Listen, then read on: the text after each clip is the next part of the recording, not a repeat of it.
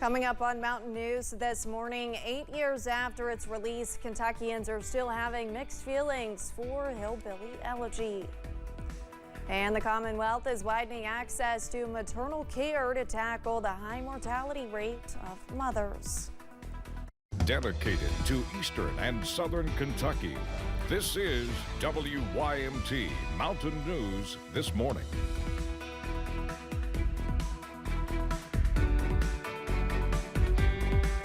Good morning, I'm Olivia Calfee. We are just past 6:30 on Thursday, July 18th. Now let's go ahead and send it over to meteorologist Tim Drawbridge for a look at your forecast this morning. Good morning, Olivia. Good morning, everyone. The rain continues outside our door here at WYMT, but it has lightened up as the heaviest stuff is now to our east and 70 degrees outside our door with the visibility still running low in spots. Road spray will be an issue this morning, so take some extra time no matter where your destination takes you. 69 as you make your way toward Ashland, 72 at Harlan, it's 68 Williamsburg, 67 still as you make your way back toward Clintwood. The pinpoint Doppler radar from Jackson Hazard Harlan points to the east, mainly light action except for what's coming in just south of London. Heaviest of action, eastern portions of Harlan County up toward Jenkins and Norton. This continues to track toward Prater and Castlewood as you make your way into western portions of Virginia. High pressure will be building in this afternoon, so skies will turn partly sunny. The humidity will slowly start to drop, and we'll see a forecast high in Hazard later today up to 81. More about the first alert 7-day forecast. That's coming up in this half hour. Olivia? All right, Tim, thank you. Crews have recovered the body of a missing teen from the Kentucky River. The 16-year-old went missing late Tuesday afternoon at the Fort Boonesboro State Park, close to the riverbank. That part of the river had a public beach at one point, but it was closed to swimming in 1993. Police have not released the teen's name. The name has been released of the 14-year-old who was killed following a shooting in Estill County. The Estill County coroner says Jet Ballard of Madison County was the teen that was shot and killed. Ballard was shot by a 13-year-old. That incident happened at a home on Clark Road in Estill County. Two separate incidents are being investigated at Fort Knox after a death and an assault happened during cadet summer training. On June 27th, a cadre captain died during his time at training. Officials say his death is not directly related to the training exercises. He's been identified as Captain Samuel Davila, an assistant professor of military science at California State Polytechnic University. The investigative unit is also looking into a reported assault that briefly stopped cadet training on July 11th. Officials said they can't release any more details until their investigation is complete. A former employee of Kids Being Kids Daycare in Corbin claims she witnessed troubling behavior from the daycare's director and reported it to the state. The employee's report alleges on June 20th the director started, quote, smacking one of the kids. The former employee says shortly after filing the report, she was terminated. On July 5th, whenever everybody picked up the checks, there was letters in the check saying that we are terminated for unsatisfactory work, and she won't give any of us an explanation on why she fired us.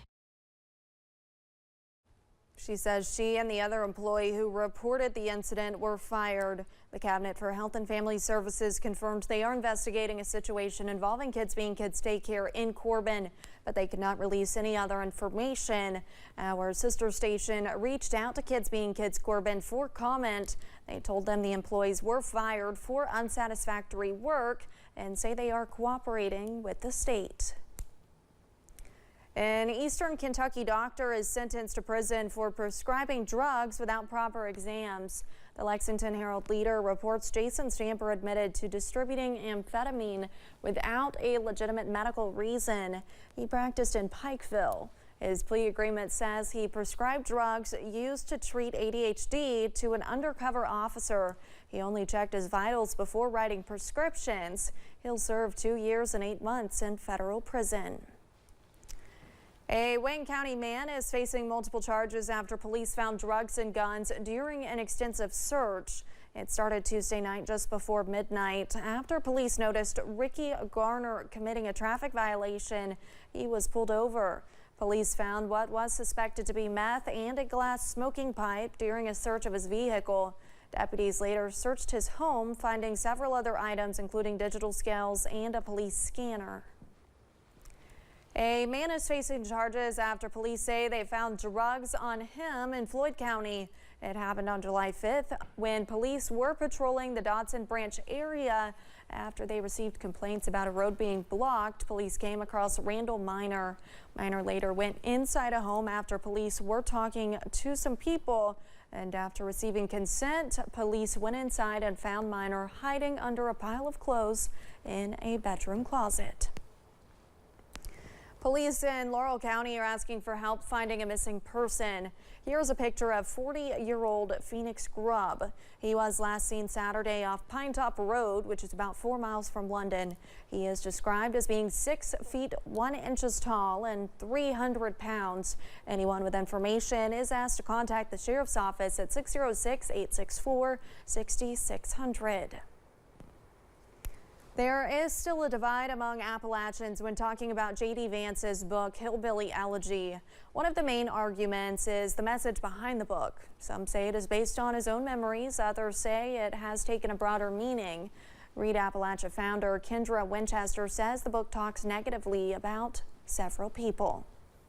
He talks negatively about people who are economically disadvantaged, who are facing economic hardship. He talks negatively about Appalachian people and saying they're like uniquely lazy. Sometimes he even describes them as uniquely violent. Winchester says there are also books written in response to Hillbilly Elegy. There was also a movie based on the book directed by Ron Howard. Kentucky poet laureate and Eastern Kentucky native Silas House had some strong reaction to J.D. Vance being picked as Trump's vice presidential candidate. He said on social media, quote, J.D. Vance should not be held up as a representative of Appalachia or working class people, as his book Hillbilly Elegy displayed a contempt for both groups. As a candidate, senator, and now the Republican nominee for vice president, Vance has shown that his fidelity is not to the Constitution, but to Donald Trump and Project 2025. He is not fit to hold the office of vice president.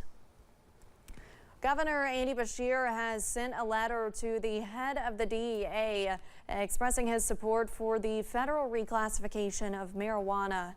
The governor is asking the DEA to follow the recommendation of the Department of Health and Human Services to reschedule cannabis from a Schedule I narcotic to a Schedule III. Beshear says the move will provide patients an alternative to deadly opioids and that improving access to safe products will reduce crime. Yesterday's letter says in part the jury is no longer out on marijuana. It has medical uses and is currently being used for medical purposes. The recognition is overwhelming and bipartisan. Kentucky's medical marijuana program is scheduled to begin January 1st. A new law tackling the high mortality rate of Kentucky mothers went into effect this week. The legislation expands health care access for new and expecting mothers. Pregnancy is now considered a qualifying life event for health insurance coverage. The law also establishes a psychiatric hotline called the Kentucky Lifeline for Moms. It can mean the difference between life and death, quite literally. And so because we are implementing this Lifeline for Moms, kind of a direct connection to that mental health treatment. Other sections of the law require Medicaid to cover lactation, consulting, breastfeeding equipment, and in-home and telehealth services. Appalachian Regional Healthcare just wrapped up a community health fair in Floyd County. The event brought providers and community resources to the gymnasium in Wayland, providing informational materials, free health screenings, and more to community members. The fair brings resources from ARH and its partners to the people, meeting them where they are in hopes of spreading awareness for the available services in the area. This is my community. I grew up right down the road here. I learned to play basketball in this gym. I have so many memories in this community and in this gym myself. So to be able to get out into the community, see the patients on a one-to-one instead of in the clinic in a more, loose everyday lifestyle, it's totally different, and it means so much to me to do any type of community service here. City officials say the event is a great way to partner with ARH to promote a healthier, more informed community. We have more about this on our website. Kentucky lawmakers debated over diversity, equity, and inclusion programs in state colleges. Critics questioned their impact on segregation. University President Candy Short-Thompson of NKU and Jay Morgan of Morehead State defended DEI as vital for global workforce readiness. They spoke during the interim joint committee on education meeting yesterday. Despite legislative challenges earlier this year, DEI policies remain a part of Kentucky higher education. This past academic year, we spent 0.34% of our entire budget on programs and activities related to DEI elements. And if you look at, as you just did, the retention and graduation rates, and you can see that we have seen positive results across different student populations. More hearings are planned in September to explore DEI in other universities.